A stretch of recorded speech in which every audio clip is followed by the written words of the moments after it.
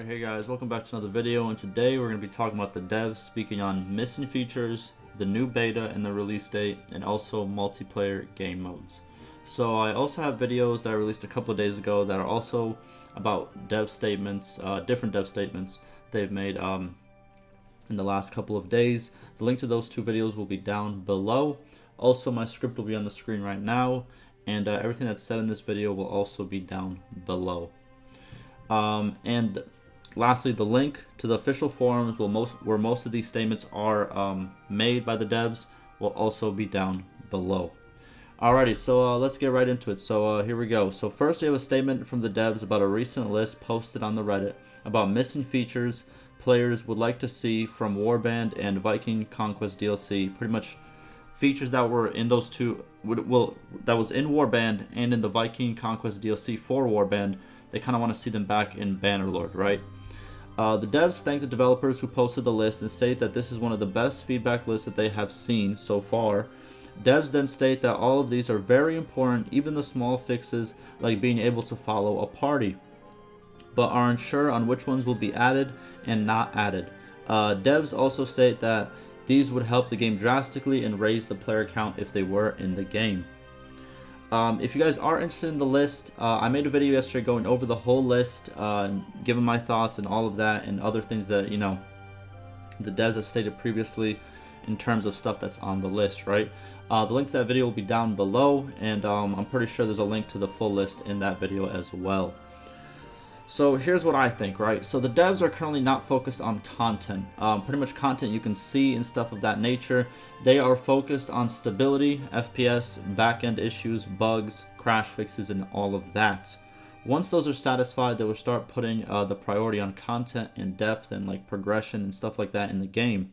While this may take some time and you know, it's going to take obviously some time to get all the stability stuff out the way. It is what it is, you know. Patience has to be key in these type of early access situations, right?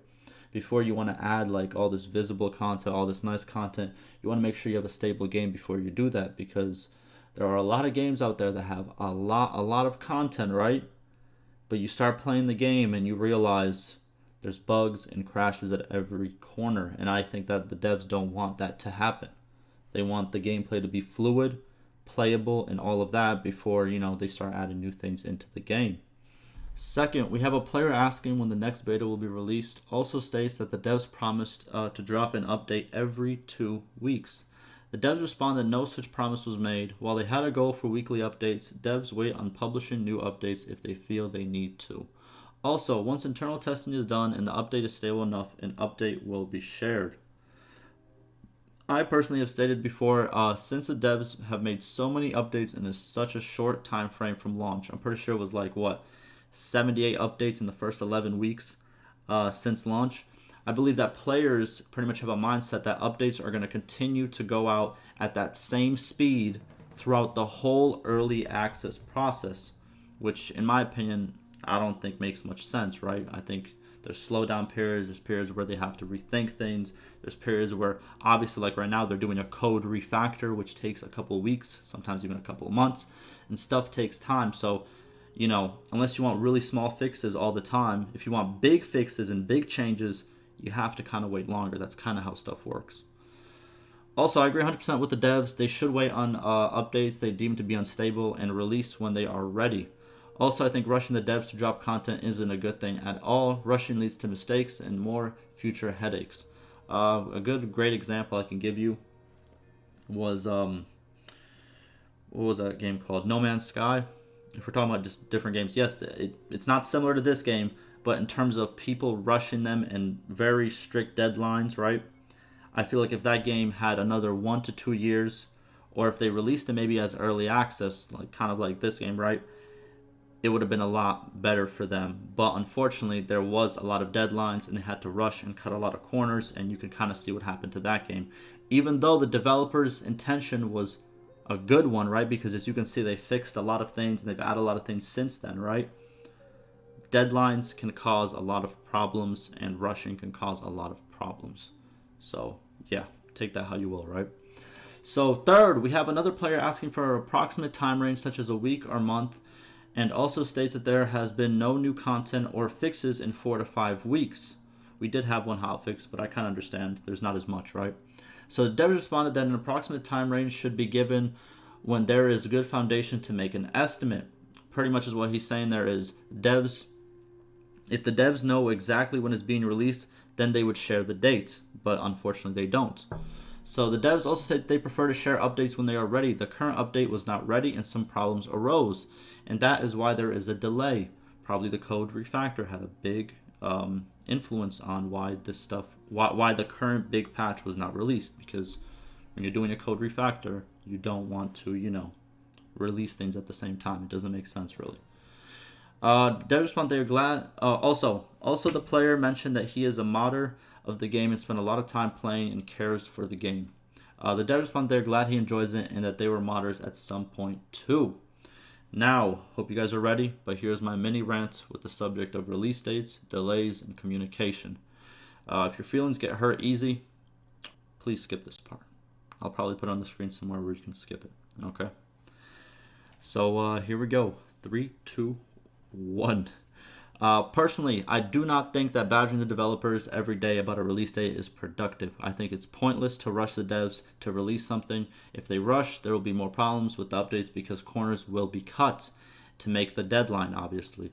Then the same people who complain about the deadline and that, you know, let's have a release date, will also complain about the bugs that are directly due to you rushing the developers in the first place to get that content out.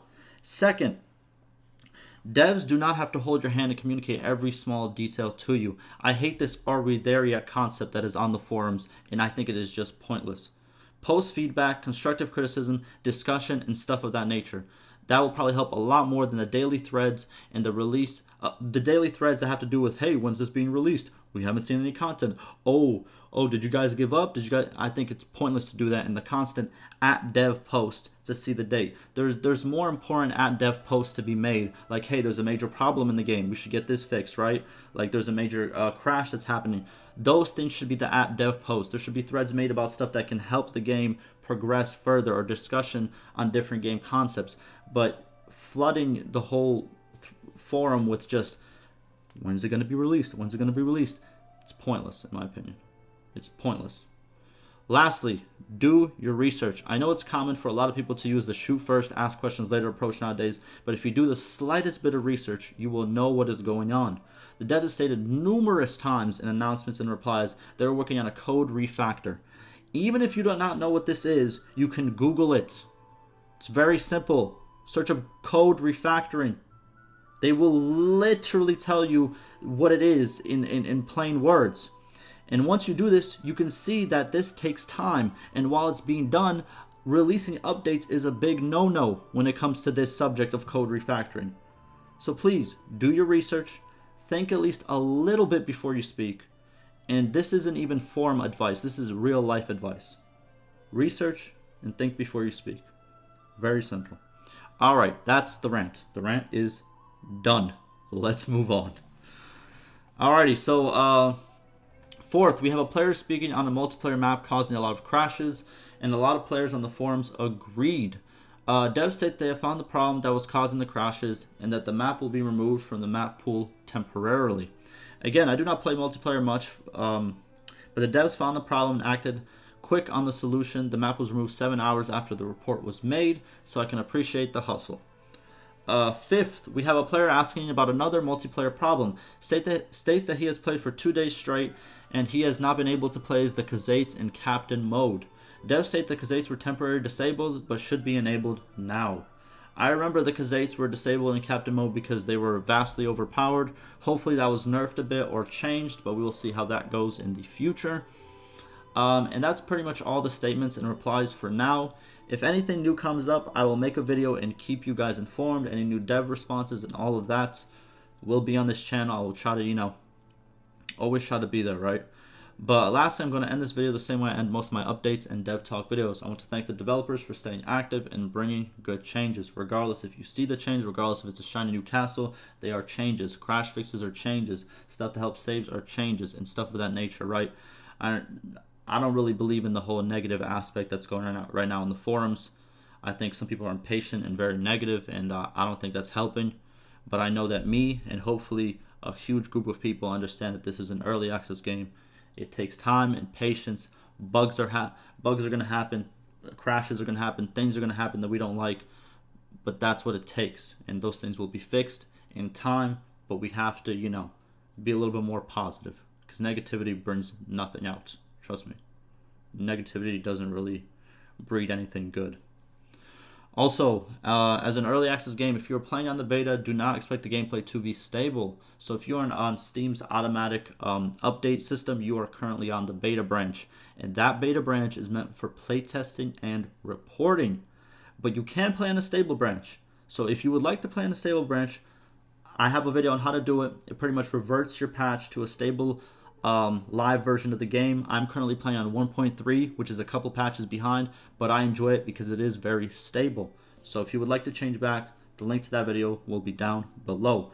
But hopefully this video was informative. Ask me any questions, and like always, stay safe.